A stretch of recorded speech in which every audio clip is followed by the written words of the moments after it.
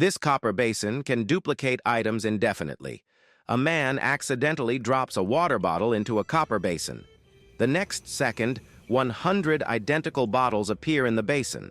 Shocked, the man figures the basin must have magical powers to duplicate anything. He spends all his savings on a gold bar. When he places it in the basin and makes a wish, many gold bars appear.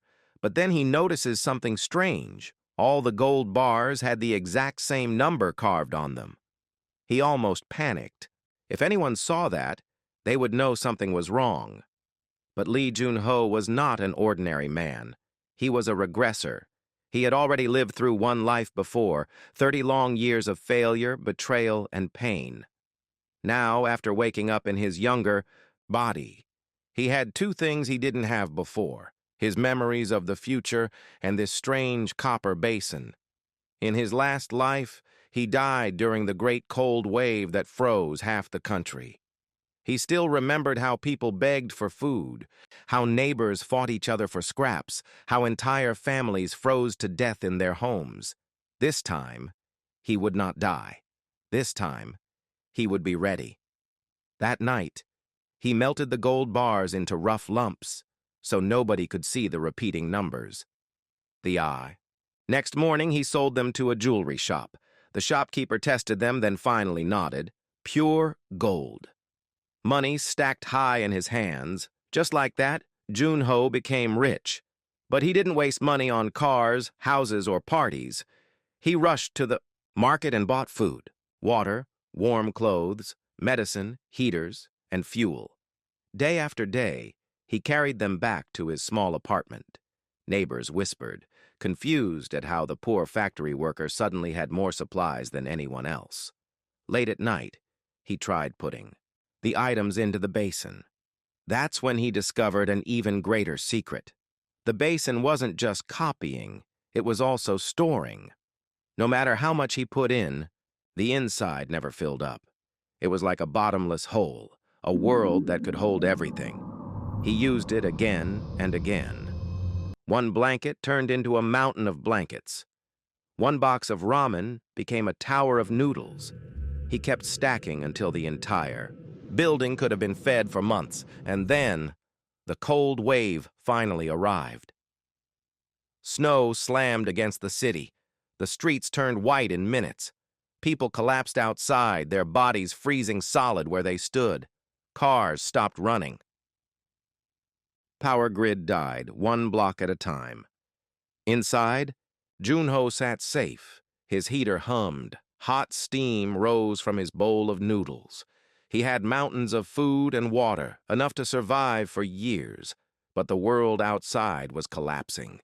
Neighbors screamed and pounded on doors. A burly man tried to smash through Jun-ho's window, but failed. A woman cried at his door, begging for bread. Jun-ho clenched his teeth and threw a bag of expired bread into the trash outside. The crowd pounced. Fighting like wild animals, he turned away, but his heart kept pounding. In his last life, he had been one of them. This time, he swore, things would be different. Then, someone knocked on his door. Not desperate, not weak, a slow, steady knock. Yeez. Jun-ho, a calm voice said. I know about the basin. Hand it over. Jun-ho froze. His secret was no longer safe. The knocking continued. Slow. Steady. Not like a beggar. Not like a starving neighbor. Lee Jun-ho, the voice repeated. I know what you're hiding. Open the door. Jun-ho's hands clenched. In his last life, he had trusted the wrong people and lost everything, not this time. He stayed silent. Outside, footsteps shifted. Someone else was breathing in the hall. At least 2 men. Maybe 3. They knew his name. They knew about the basin. Jun-ho's mind raced. He had to act first. He reached into the copper basin and pulled out a small pistol. Not real, but an air gun he had tested before. The basin had given him dozens. Enough to scare anyone. He stood by the door and shouted, Leave now! If you come closer, I'll shoot. For a moment, Silence. Then the calm voice laughed. "Shoot if you want, but you'll run out of food someday, and when you do, you'll come begging to me." The footsteps moved away. The hall went quiet again. Jun-ho didn't relax. He knew what this meant. Someone had already noticed his strange fortune. Someone wanted to take it. The next morning, the storm was worse. People collapsed in the snow like broken dolls. Families screamed for help. The government sent no rescue. The city was turning into an ice graveyard. From his window, Jun-ho saw a group of men dragging doors off their hinges to burn for heat. He saw a mother pressing her baby to her chest, both shaking. He saw a crowd outside the empty mart, smashing glass, tearing shelves bare. In his last life, he had died in this chaos. This time, he would use it. He made his move. He packed small bags from the basin. Each bag had food, water, and warm socks. He dropped them quietly at the stairwell, then disappeared back inside. When the neighbors found them, they fought. But then slowly, order began. One man shouted to share. A woman gave her bread to a crying child. Jun-ho watched from his peephole. He wasn't helping out of kindness. He was testing them. In his last life, he learned one truth. When the world ends, people become monsters. But a few, just a few, become allies. That night, the knocking returned. This time, it wasn't one man. It was many. "Open up, Jun-ho. We know you have food. If you don't share, we'll break in." Voices rose, angry and desperate. Fists slammed the door. The walls shook. Jun-ho stepped back, breathing slowly. In his past life, this was how he died, neighbors turning into enemies. But this time he was ready. He reached into the basin and pulled out what he had prepared, a bag of rough gold lumps, enough to buy soldiers, enough to buy power, because food was only the start. The true game had not even begun. And as the door rattled under the fists of starving men, Jun-ho smiled coldly. He knew exactly how to turn this disaster into the start of his empire. The storm did not stop. By the third day, half the city was dark. People dragged broken furniture into the streets, burning it for heat. Smoke mixed with snow until the air turned gray. Inside his apartment, Jun-ho ate hot rice and kimchi stew. The copper basin kept giving him more, but he knew comfort wouldn't last. The city was breaking apart, and sooner or later, someone stronger would come knocking. That morning, he heard voices in the hallway, not the angry mob from before. Quieter. Careful, he pressed his ear to the door. "It has to be him," a man whispered. "No one else has power. No one else has food." "Then what do we do? If we move wrong, he'll shut us out." Jun-ho smiled faintly. These weren't raiders. They were desperate, but smart. People who might follow if given the chance. He slid a small package through the trash slot. Inside were 2 bottles of water and a packet of ramen. "Eat first," he said through the door. "Then come back tomorrow." Silence. Then muffled thanks. Footsteps faded away. It was a small move, but it was a win. He wasn't just surviving. He was planting seeds. That night, Jun-ho couldn't sleep. Not from fear, but from memory. In his past life. After the cold wave came famine. After famine came riots. After riots came the military, locking down entire districts, and he had died in that chaos, frozen and nameless. But this time he had gold. This time he had supplies. This time he had foresight. He opened his notebook and wrote 3 words: food, power, control. If he wanted to survive longer than anyone else, he needed more than stockpiles. He needed influence. He needed people who would obey him. By the 5th day, his neighbors had nothing left. Men with bloodshot eyes fought over, frozen scraps in the alley. Children cried until their voices broke. That was when Jun-ho stepped outside for the first time. He wore a heavy parka, thick gloves, and a mask to hide his face. On his back was a large duffel bag filled by the basin. Dozens of people turned to stare as he walked into the courtyard. Gasps echoed through the cold air. Food. Real food. He dropped the bag on the ground and unzipped it. Inside were bundles of bread, rice packets, and water. "Line up," he said firmly. "If you want this, there will be rules." Nobody moved at first. Then a child shuffled forward. Then another. Soon, a line formed. The strongest men in the crowd glared, but they didn't dare fight. Not with so many watching, not with Junho standing calm and unshaken. One by one, he handed out rations. Not enough to fill them, just enough to keep them alive. And with every hand that touched his, every whisper of thanks, his power grew. But not everyone was grateful. Later that night, as he carried the basin back inside, he caught a shadow moving near the stairwell. A man leaned against the wall, smoking despite the storm. A scar cut across his cheek. His eyes were sharp, hungry. "You're smart," the man said. "Too smart. But giving food for free? That's weakness. Out here, people only follow fear." Junho said nothing. He recognized this man from his past life. In that life, the scarred man had led a gang that terrorized the block, beating anyone who resisted. He had killed without hesitation. This time, Junho wasn't afraid. This time, he had already prepared. He gripped the basin handle tighter and stared coldly into the man's eyes. Because tomorrow he would decide, would he make this enemy kneel or erase him before the gang could rise? Snowstorms swallowed the city. The streets were silent, but danger was everywhere.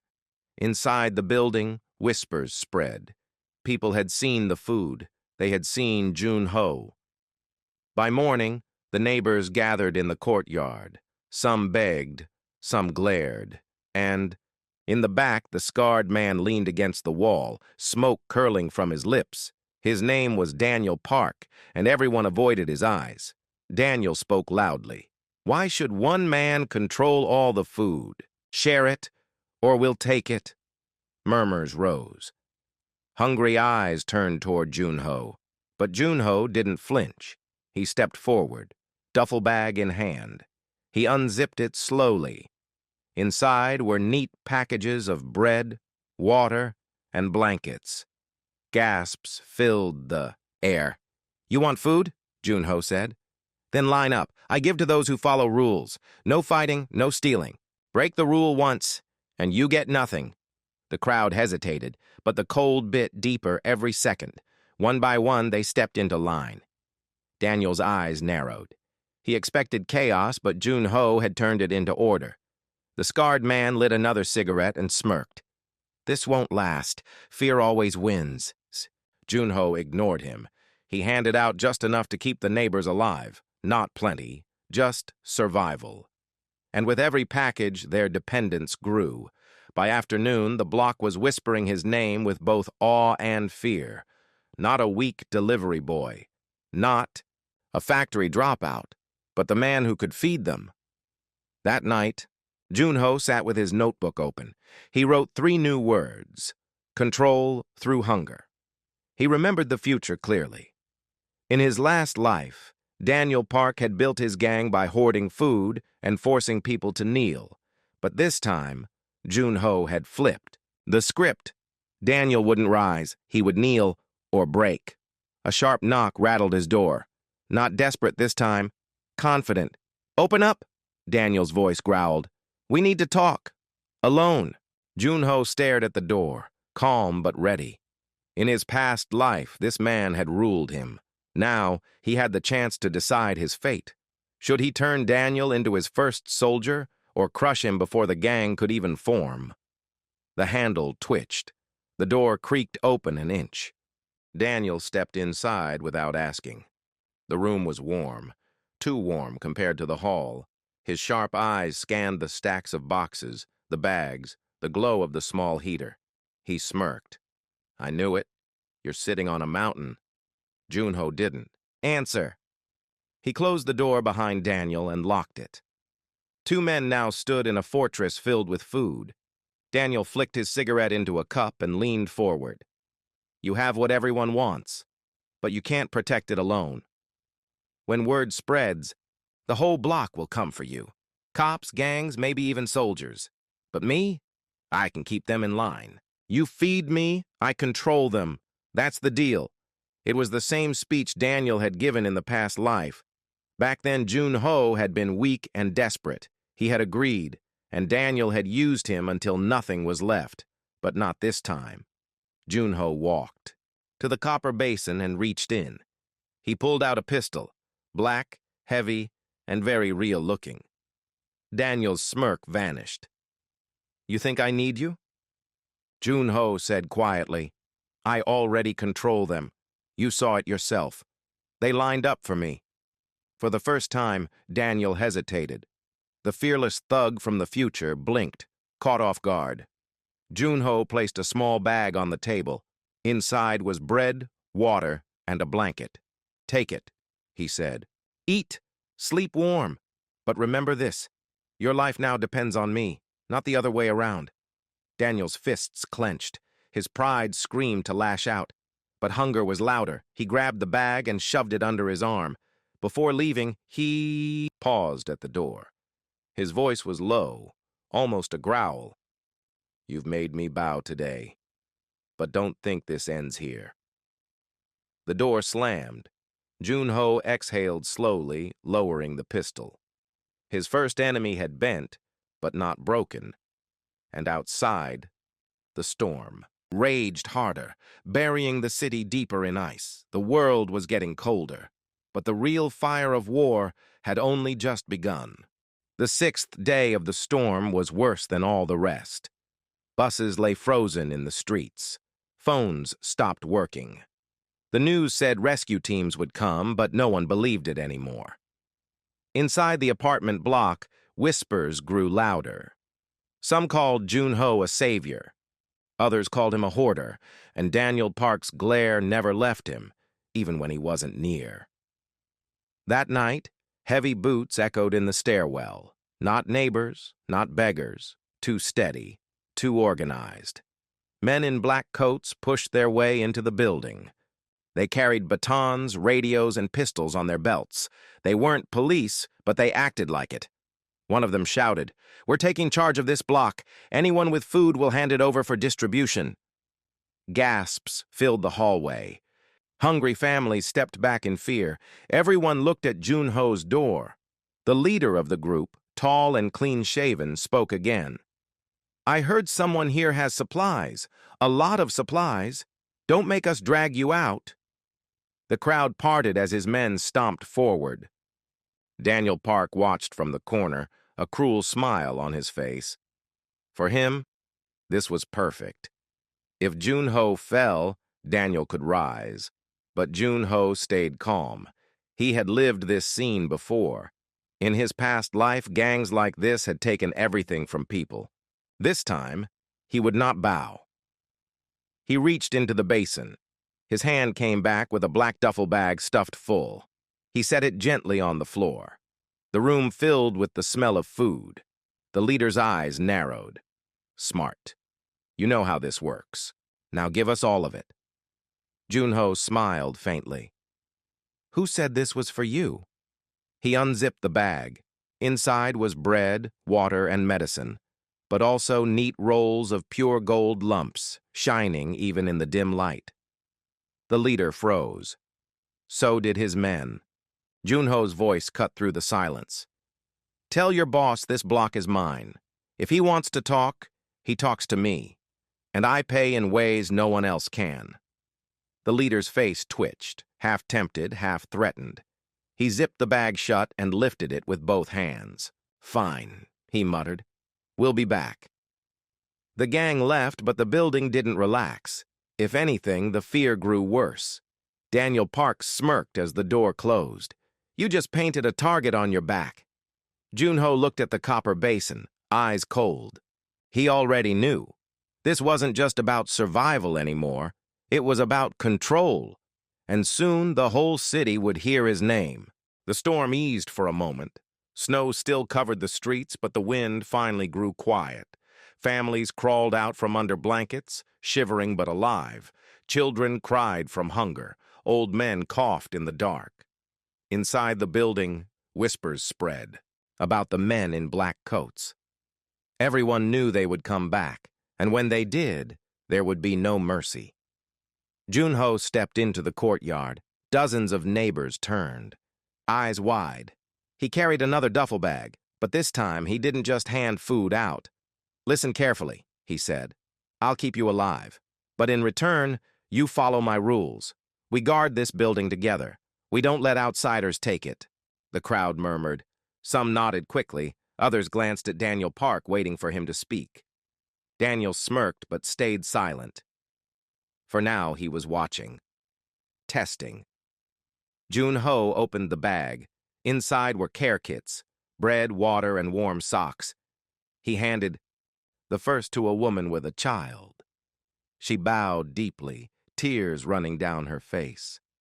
Soon a line formed. People whispered thank you as they received their share. For the first time since the storm began, hope flickered in their eyes. But Junho wasn't being kind. Every kit had a red mark drawn on the bag. A silent signal. These people owe me now. That night, 3 neighbors came to his door. A middle-aged man, a quiet high school boy, and a nurse, who lived on the 3rd floor. "We want to help," the man said. "You saved our families. Let us protect yours." Junho studied their faces. In his past life, these 3 had died early in the chaos. But maybe this time, they could live. And fight for him, he gave them blankets and hot soup. "From now on," he said, "you're with me. If the gang comes back, we don't run. We stand." They nodded firmly, eyes burning with new purpose. Later, as the building slept, Daniel Park knocked softly at his door. Not with fists, not with threats. Just a quiet knock. When Junho opened, Daniel leaned against the wall, smirking. "You're building soldiers," he said. "Interesting. But don't forget, when the gang returns, they won't be fooled by gold twice. They'll bring real guns next time." Junho's gaze didn't waver. "I know. That's why I'll be ready before they arrive." Daniel chuckled, flicking ash from his cigarette. "You're either a genius or you're insane." The storm outside howled again, rattling the windows. And in that sound, both men knew the real war for the block had only just begun. On the 8th night, the building didn't sleep. Mothers rocked their children. Men stood at windows, staring at the empty street. Everyone knew the gang would return. Junho sat with his 3 new allies around a small lantern. The middle-aged man, Mr. Han, gripped a wooden bat. The high school boy, Chris, clutched a kitchen knife. The nurse, Emily, wrapped bandages around her hands like gloves. They were scared, but they were ready. Daniel Park leaned in the corner, smoking again. "You really think this ragtag group can stop them?" he sneered. Junho didn't answer. He only smiled faintly, because in his past life, he had seen how these gangs operated. He knew exactly how they thought, how they fought, and how they broke. At midnight, headlights pierced the snow. A black van rolled to a stop outside the building. Doors slammed. Men in black coats stepped out, this time carrying bats, chains, and pistols tucked at their sides. The leader from before shouted up at the windows, "Bring out the food, or we'll burn this." "Place to the ground!" People inside whimpered. Some looked ready to throw Junho to the wolves, but then he stepped into the courtyard, calm, unshaken. The gang laughed at the sight of one man walking into the snow. "What's this?" one jeered. "Trying to play hero?" Junho raised his hand. From the shadows of the building, Mr. Han, Chris, and Emily stepped out. Behind them, more neighbors appeared, 10, then 20, each gripping whatever weapon they had, bats, pipes, even broom handles. The gang's laughter faded. Junho's voice cut through the night. "You think we're weak? You think we'll bow? This is our block. Try to take it and you won't leave." For a moment, silence. Then the leader barked a laugh and waved his men forward. "Break them!" The first clash was brutal. Chains swung, glass shattered. Neighbors screamed as fists and bats collided in the snow. Chris, the high school boy, slashed at a thug's arm, drawing blood. Emily smashed a pipe into another's knee. Mr. Hans swung his bat like a man possessed, knocking two down at once. Junho moved like a man who had fought this fight before, because he had. In his last life, he had died here. Now he ducked, countered, and struck with precision, never wasting a move. The basin had already armed him with duplicates of weapons hidden in the snow. Every time a thug fell, another neighbor picked one up. The gang began to falter. Their leader's smile twisted into rage. "Shoot them," he roared. A pistol was drawn. The neighbors froze in fear. But before the shot fired, Daniel Park stepped forward. He slammed the thug's arm against the wall, knocking the gun into the snow, his scarred face twisted into a grin. "Not so easy, is it?" For the first time, Daniel fought on Junho's side. By the time the fight ended, the gang had fled back to their van, dragging their wounded with them. The courtyard was littered with blood, broken wood, and heavy breaths. The neighbors looked at Junho. No one dared speak first, until finally someone whispered the words out loud. "He saved us!" One by one, heads bowed. Even Daniel stayed quiet, cigarette burning between his fingers. Junho stood in the center of the snow, chest rising and falling slowly. This time, he had survived the fight that once killed him. And for the first time, he wasn't just surviving. He was leading. Morning came with silence. The courtyard was still stained with blood. Broken bats and shattered pipes lay half buried in the snow. But the building still stood, and the neighbors were still alive. Inside, people whispered Junho's name. Children clung to his sleeve when he passed. Mothers bowed their heads in thanks. Even the old men who once mocked him looked at him with respect. But Junho didn't relax. He knew what came next. The gang would not forget their humiliation. They would come back with more men, more weapons, and more rage. Daniel Park sat at the window, smoking as usual. "You played it well," he said. "They see you as a hero now. But when the gang returns, you'll need more than neighbors with broomsticks."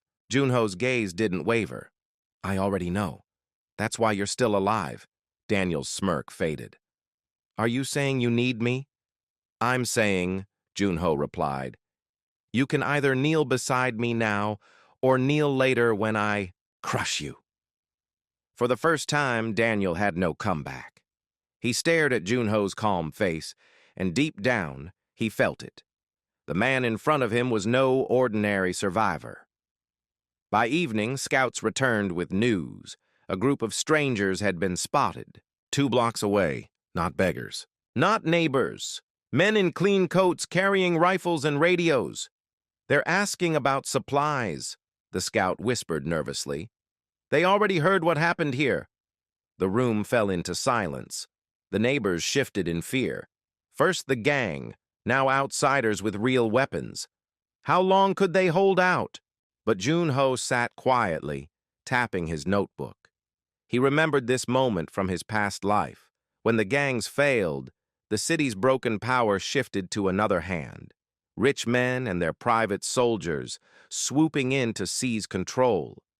And he knew exactly who these strangers belonged to, a powerful Chaebol family, the same one that had risen from the disaster and controlled the city in his last life.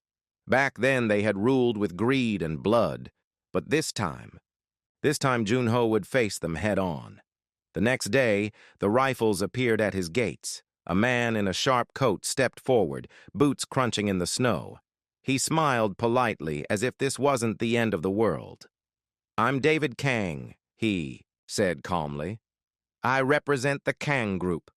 We'll be taking over this district now." Behind him, soldiers lifted their rifles in unison. The neighbors gasped and backed away. But Junho didn't flinch. He stepped into the snow, face cold as ice. Because he had seen the Kang groups rise before, and he knew exactly where to strike them. The rifles glinted under the gray sky. David Kang's polite smile never wavered. "This block is under our protection now," he said. "Hand over your food and supplies and we'll let you stay warm." Gasps rippled through the neighbors. Protection? It was nothing but robbery with manners. Daniel Park spat in the snow. Rich scum, always the same. But even he stepped back when the rifles pointed higher. Everyone's eyes went to Jun-ho. He stood calm, hands empty. Inside, his heart beat steady. He had already seen this play in his last life. The Kong group came as saviors, then enslaved the starving. Families gave up everything for a few bowls of rice. This time he would flip the script. Jun-ho stepped forward. "You think you're the only ones with power." He reached into the copper basin and pulled out a black duffel bag. He dropped it in the snow.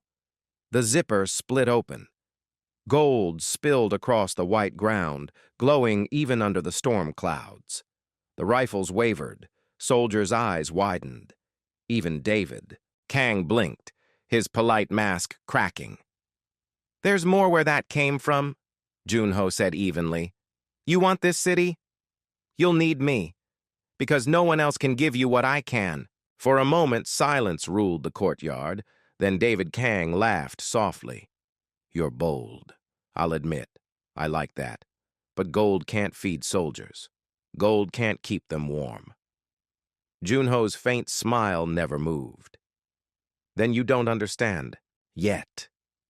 He turned and gestured toward the building. The neighbors stepped out, each holding food packets, water bottles, and warm blankets, all identical, all from the basin. David Kang's eyes narrowed. He saw it now. This wasn't luck. This was something else, something dangerous. The standoff tightened. Soldiers gripped their rifles, waiting for a signal. Neighbors clutched their food, eyes darting. Daniel Park shifted beside Jun-ho, ready for a fight. Finally, David Kang raised a hand. The rifles lowered. His smile returned, sharper this time. "Interesting. Very interesting. Then let's not waste time. Come with me. The Kang family would like to speak with you directly." The neighbors gasped. Daniel hissed through his teeth. It was a trap. Everyone knew it. But Jun-ho only adjusted his gloves and stepped forward. He had lived this before. He knew exactly how dangerous the Kang family was, and this time he wouldn't crawl in as prey. He would walk in as the one holding the knife. The black SUV cut through the frozen streets. Inside, Jun-ho sat between two Kang soldiers. Their rifles rested across their laps, but their eyes kept flicking toward him, like they were curious but also uneasy. David Kang sat in the front, watching the road. "You should be honored," he said. "Most men beg for a chance to meet my uncle. But you? You forced us to notice you." Jun-ho didn't reply. He gazed at the storm outside, lips pressed in a thin line. In his past life, this was how it began. The Kang group gathered survivors, turned them into pawns, and built an empire on fear. This time, he would not be their pawn. The SUV pulled up to a tall glass tower in the center of Busan. Somehow, even in the storm, the building still glowed with light. Generators hummed. Guards in black coats lined the lobby. Inside, warmth hit like a wave. Crystal chandeliers glittered above starving faces. Refugees huddled in corners, trading scraps of food for safety. The Kang family had already turned survival into business. They led Jun-ho up to the top floor. The door opened to a lavish office. Behind the desk sat Chairman Edward Kang, silver hair, sharp suit, and eyes like a predator. He smiled, but it wasn't friendly. "So, you're the boy with endless supplies." Jun-ho bowed politely, but only slightly. The chairman's smile widened. "You've caused quite a stir. Gold, food, blankets. My men tell me it's as if you can pull riches out of thin air." His voice dropped lower. "Tell me, boy, where do they come from?" Every guard in the room watched him. One wrong word, and they would shoot. But Jun-ho's voice was steady. "They come from me, and if you want them, you'll have to deal with me." The room went silent. The chairman leaned back slowly, studying him. "You've got guts," he said. "Very well. You'll work for the Kang family now. You give us everything you produce, and in return, we let you live." Junho's lips curved into the faintest smile. He had been waiting for those exact words, because in his past life, countless others had agreed and lost everything. This time, he would play the Kang family's game, but only to tear them apart from the inside. That night, as he was escorted back to the SUV, David Kang leaned close. "You think you impressed him? You're just a tool now. Tools get thrown away." Junho's eyes stayed cold. "Maybe, or maybe I'm the one holding the blade, and your family doesn't realize it yet." The storm howled outside the glass walls, and somewhere deep in his chest, Junho felt it. His second life wasn't just about survival anymore. It was about rewriting the fate of the entire city. The SUV's engine died with a shudder outside Junho's building. Cold air rushed in as the door opened, biting through layers of fabric like it had teeth. Junho stepped out into ankle-deep snow, his breath forming clouds that dissolved into the gray morning. Behind him, David Kang's polite smile had already vanished, replaced by the bored expression of a man who delivered his package and had more important places to be. "Remember," David called through the window, "my uncle expects results. 3 days. Bring us something impressive, or we'll collect it ourselves." The SUV pulled away, tires crunching through ice, leaving twin tracks that filled with fresh snow within minutes. Junho stood alone in the courtyard. His neighbors watched from cracked windows, faces pale and hollow. They'd seen the Kang soldiers. They'd seen him return. Now they waited, some with hope, others with the dull certainty that their brief moment of safety was already ending. He didn't go inside immediately. Instead, he turned his gaze to the corner of the building where Daniel Park usually lurked, smoking through the apocalypse like it was just another bad day. But Daniel wasn't there. Strange. The man was always there, watching everything with those sharp, calculating eyes. Junho's instincts, honed by 30 years of a previous life filled with betrayal, prickled at the base of his skull. Inside, Mr. Han was waiting in the stairwell. The middle-aged man's knuckles were still bruised from the fight with the gang, but his eyes burned with something new: purpose. "How did it go?" he asked quietly. Junho pulled off his gloves. "They want tribute. Food, supplies, gold, anything I can produce, in 3 days. And if we refuse, they'll take it by force, and this time it won't be thugs with baseball bats." Junho glanced up the stairs toward his apartment. "Where's Daniel?" Mr. Han's expression darkened. "Haven't seen him since you left. Chris went looking for him an hour ago. Said his door was open, but the room was empty." The prickling sensation grew stronger. In his past life, Junho had learned one fundamental truth. People always acted in patterns. Daniel Park had spent days lounging around, smoking, making snide comments, but he'd never disappeared without a word. Men like Daniel didn't vanish unless they were running from something. Or toward something. "Tell Emily to keep watch on the main entrance," Junho said. "If anyone suspicious shows up, Kang soldiers, gangs, anyone, I want to know immediately." Mr. Han nodded and hurried off. Junho climbed the stairs slowly, mind racing. He'd been so focused on the Kang family that he'd made a critical error. He'd underestimated the people closest to him. Daniel was dangerous. That much had been obvious from the start. But Junho had assumed he understood the man's motivations. Now he wasn't so sure. His apartment was exactly as he'd left it. The copper basin sat in the corner, innocent and unassuming. Stacks of supplies lined the walls: food, water, blankets, all duplicated endlessly from single items. The heater hummed softly, keeping the room warm while the world outside froze to death. Junho sat on the floor and opened his notebook. 3 pages were filled with neat handwriting, plans, predictions, contingencies. He flipped to a blank page and wrote a single name at the top: Daniel Park. Then he began listing everything he knew about the man. In his previous life, Daniel had ruled this block through fear and violence. He'd built a gang, extorted food from the weak, and killed anyone who resisted. By the time the Kang family arrived, Daniel had already established himself as a local warlord, powerful enough that the Kang group had absorbed him rather than fighting him. But that was the old timeline. In this timeline, Daniel hadn't been able to build his gang.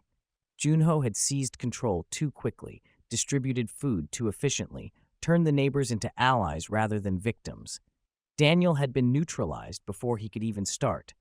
So why had he stayed? Why had he fought alongside them against the gang? Junho tapped his pen against the paper. Daniel Park wasn't the type to follow someone out of gratitude or loyalty. He followed power, he followed opportunity, which meant a cold realization settled over him. Daniel had been watching, waiting, learning everything about Junho's operation, his supplies, his allies, his weaknesses. And now that the Kang family was involved, Daniel had finally seen his chance. The question was, what would he do with it? Night fell early, the way it always did during the storm. Junho gathered his small council in his apartment. Mr. Han, Chris, and Emily. They sat on the floor around the heater, faces illuminated by its orange glow. Daniel's gone, Junho said without preamble. And I don't think he's coming back. Emily frowned. You think he abandoned us? I think he's making a move. Junho met each of their eyes in turn. We need to prepare for the possibility that he's gone to the Kang family. If he tells them everything, about the supplies, the basin, how we fought off the gang, they'll come for us with everything they have. Chris, the high school boy, gripped his knife tighter. Then we fight them like we fought the others. No. Junho's voice was firm. The Kang group isn't a gang of thugs. They have trained soldiers, real weapons, and unlimited resources. If they decide we're a threat, they'll erase us. Silence settled over the group, heavy as the snow outside. Mr. Han spoke carefully. Then what do we do? Junho stood and walked to the window. The courtyard below was empty, blanketed in white. Beyond it, the city stretched out in darkness, thousands of people freezing, starving, dying in the cold. And somewhere out there, Daniel Park was making his choice. We prepare, Junho said, but not for war, for leverage. The next morning, a commotion erupted in the courtyard. Junho was awake before the shouting started. Old instincts from his previous life meant he rarely slept deeply anymore. He grabbed his coat and rushed downstairs. A crowd had gathered near the gate. In the center, surrounded by frightened neighbors, stood 3 figures. 2 were Kang soldiers, black coats, rifles slung over their shoulders, the kind of casual arrogance that came from knowing you were untouchable. The third was Daniel Park. He looked different. His usual slouch was gone, replaced by a rigid military posture. The scar on his face seemed deeper in the morning light, a canyon of old violence, and his eyes, those sharp, calculating eyes, were completely empty. Daniel, Mr. Han pushed through the crowd. Where the hell have you been? Daniel didn't answer. His gaze was fixed on Junho, who stood at the edge of the crowd with his arms crossed. One of the Kang soldiers stepped forward. He was young, maybe early 20s, with a face that still held traces of baby fat despite the apocalypse. But his eyes were cold and professional. Lee Junho, the soldier, called out, Chairman Kang has requested an update on your production capabilities. We're here to escort you back to headquarters. I have 2 more days, Junho replied calmly. That was the agreement. The soldier's smile was razor-thin. Plans change. The chairman is an impatient man. Then the chairman can wait. The temperature in the courtyard seemed to drop another 10 degrees. Neighbors backed away, sensing violence in the air. The second Kang soldier shifted his rifle to a more accessible position. But Daniel just stared at Junho with those empty eyes. Then he spoke, and his voice was different. Flatter. Harder. You should go with them, Junho. The chairman doesn't make requests twice. Mr. Han spun toward him. What the hell is wrong with you? Daniel finally looked away from Junho. When he met Mr. Han's eyes, something flickered across his face. Guilt, maybe, or regret. But it vanished in an instant. I'm doing what I should have done from the beginning, Daniel said, choosing the winning side. The words hit like a physical blow.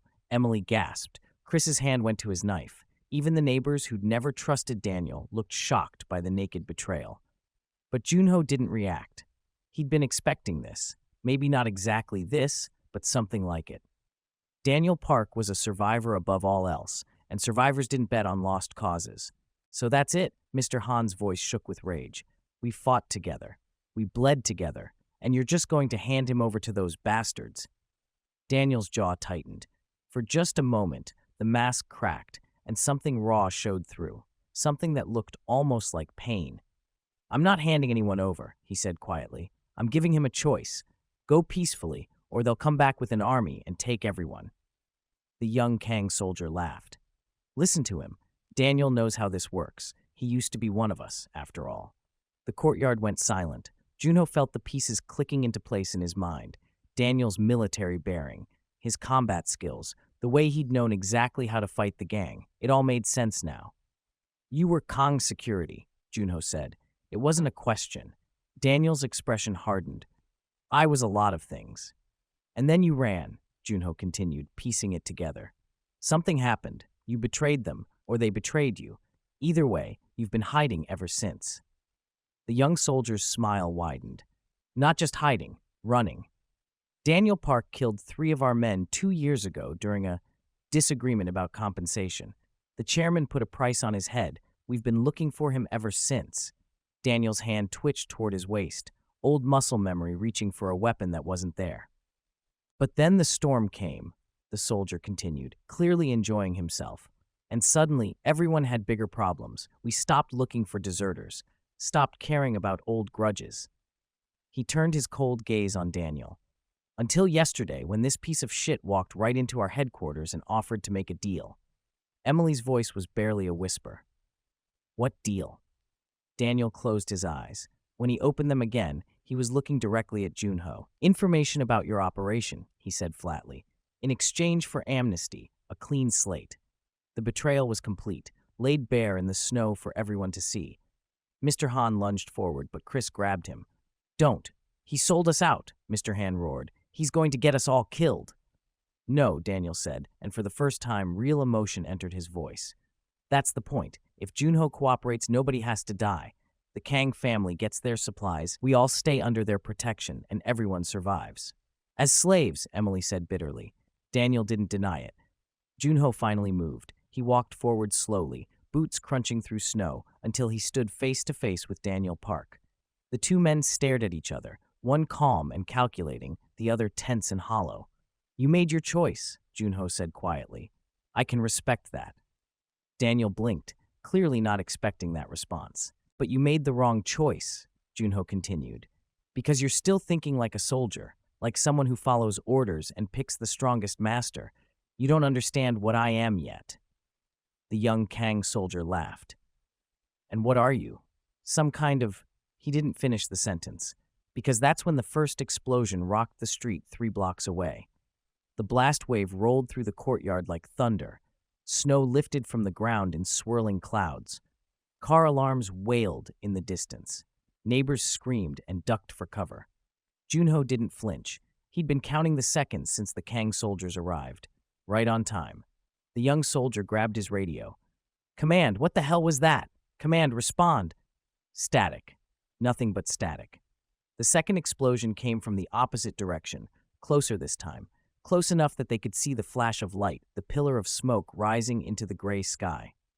The Kang soldiers' professional composure cracked. They looked at each other, uncertain for the first time. Daniel grabbed the young soldier's arm. "What's happening?" We didn't." The soldier's eyes widened. "Oh shit, it's the militia." "What militia?" Daniel demanded.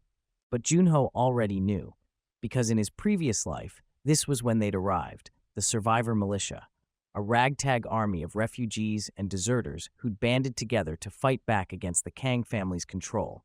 They'd been crushed within a week, overwhelmed by superior firepower and organization. But in this timeline, Junho had changed things. He'd created a focal point of resistance, a symbol that someone could stand up to the Kang group and survive. And apparently, that had inspired others. A third explosion, then a fourth. Gunfire rattled through the streets like firecrackers. The young soldier's radio crackled to life. "Under attack, multiple positions, need reinforcements at..." The transmission cut off. Mr. Han appeared at Junho's side, bat in hand. "What do we do?" Junho looked at Daniel. The ex-soldier's face had gone pale, his eyes distant, seeing something the others couldn't. The look of a man watching his past and future collide. "You wanted to choose the winning side," Junho said. "So choose. Right now." Daniel's hand trembled. The empty look was gone, replaced by something raw and conflicted. He turned to the Kang soldiers, then back to Junho. "If I stay," Daniel said slowly, "they'll never stop hunting me. You know that, right? The Kang family doesn't forgive deserters." "I know," Junho replied, "but I also know that in 3 days, the Kang group is going to collapse." Everyone stared at him. "That's impossible," the young soldier spat. "We control half the city." You control half of a frozen graveyard, Junho interrupted. Your supply lines are stretched too thin, your soldiers are exhausted, and now you have an enemy that knows all your positions, all your routines, because half your men used to be ordinary people just like them. He smiled faintly. The militia isn't trying to win, they're trying to bleed you, and they will. The soldier raised his rifle. You're full of shit. Daniel's fist caught him in the throat. The soldier went down hard, gagging and clutching his neck. His partner reached for his weapon, but Daniel was already moving. 2 quick strikes, brutal and efficient, and the second soldier crumpled into the snow. For a moment, nobody moved. Then Daniel straightened, breathing hard, and looked at his hands like he didn't recognize them. "God damn it," he whispered. "God damn it." Junho stepped closer. "Why did you really come back?" Daniel's laugh was bitter. "You want the truth? I went to the Kang headquarters ready to sell you out. I told them everything. The basin, the food, all of it. And you know what they did? They laughed, said they already knew, said they'd been watching you for days." He met Junho's eyes. "But then, the chairman told me something. He said I could have my amnesty after I brought him your head." The courtyard went silent again. "They were never going to let you live," Daniel continued. "The deal was fake. They were just using me to get close, to make you lower your guard, and I—" His voice cracked. "I almost went through with it, almost put a knife in your back and walked away clean." "Why didn't you?" Emily asked softly. Daniel looked at her, at Mr. Han, at Chris, at all the faces watching him with a mixture of fear and confusion. "Because you idiots don't deserve to die for my sins," he said finally. "I've done a lot of terrible things, killed people who didn't deserve it, hurt people who were just trying to survive. I thought I'd made peace with that, thought I was just built different." He laughed bitterly. "But watching you fight for each other, watching you build something here, it reminded me that I used to be someone else.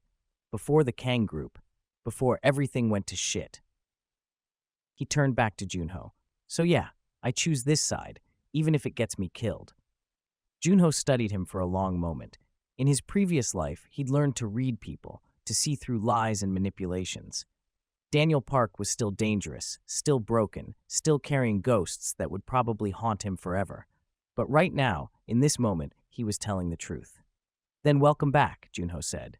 "Now help me tie up these soldiers before they wake up." By noon, the battle for Busan was in full swing. Smoke rose from a dozen locations across the city. Gunfire echoed like distant thunder. The Kang group's black SUVs raced through streets, trying to coordinate defenses, but the militia was everywhere and nowhere, striking hard, then vanishing into the ruins. Inside Junho's building, the mood was tense but energized. The neighbors had barricaded the entrances. Mr. Han and his volunteers stood watch. Emily had set up a makeshift medical station, and Daniel Park stood at the window, watching the smoke rise, looking more alive than he had in days. "They'll send a kill squad," he said quietly.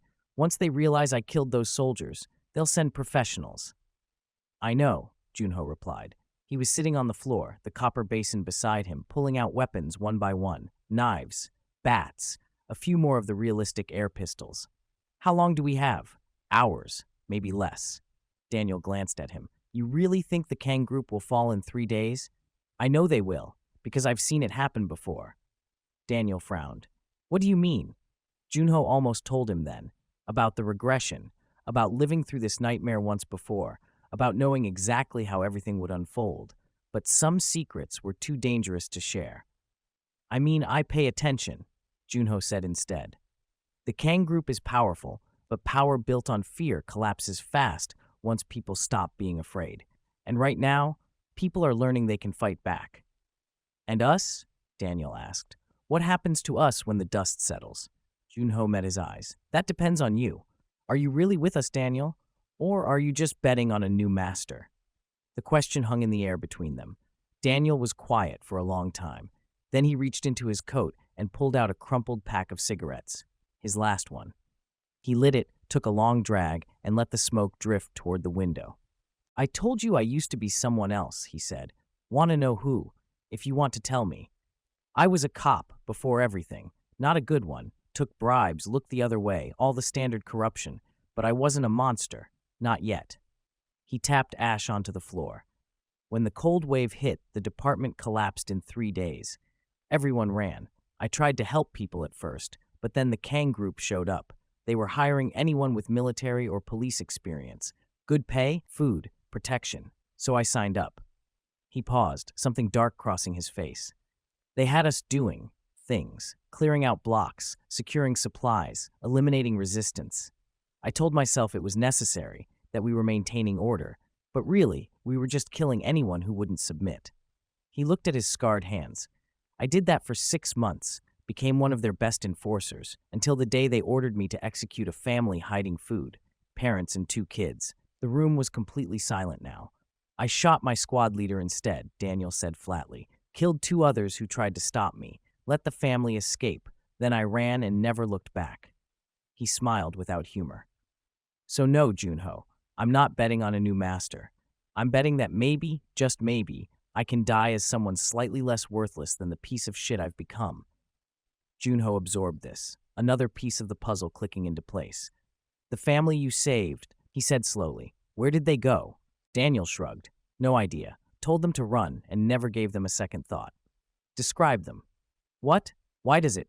Describe them, Junho repeated more firmly this time. Daniel frowned, clearly confused, but complied.